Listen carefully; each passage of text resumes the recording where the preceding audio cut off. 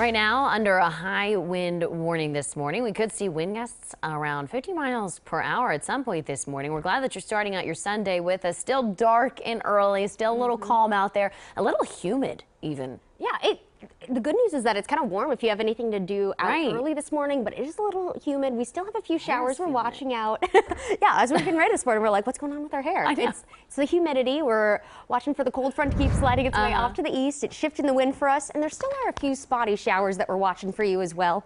Over the last 3 hours, it's been kind of hit or miss with the rainfall, so it hasn't been a widespread downpour, which is good news. So that means widespread flooding, not necessarily a big problem for us, but you still do want to be watching for some wet roads early this morning, and especially if you are out by the Mount Vernon area over by Newark. This is where we're seeing just a few light areas of rainfall. We still have the lightning counter out where it's been staying zeroed out over the last couple of hours.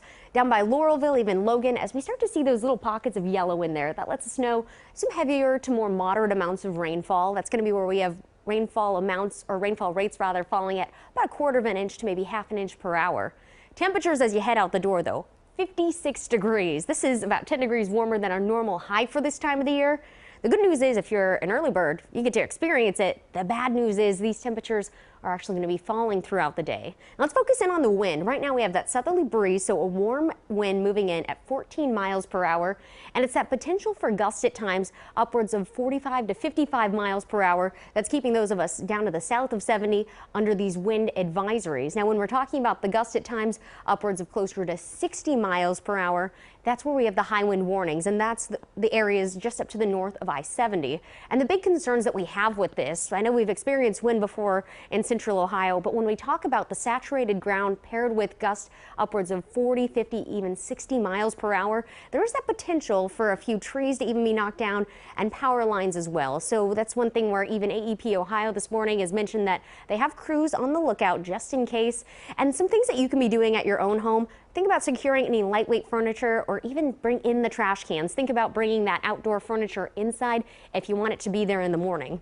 As far as what we're looking at for any travel concerns, that's still enough to maybe make things a little shaky if you're driving. It's especially those high profile vehicles that could be at risk of the wind really affecting your travel time. And the crosswinds under bridges, remember bridges, they act almost like a funnel to really amplify the wind as it goes by. And those high wind watches and wind advisories, those go all the way until 10 o'clock tonight. So these will be concerns that we continue to watch out for.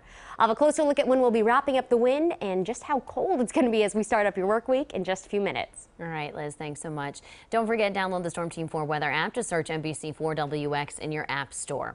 For more details on what's causing the high wind, you can go to NBC4i.com as well. Meteorologist Ben Gelber has posted an in-depth story on what you should know. I lost one.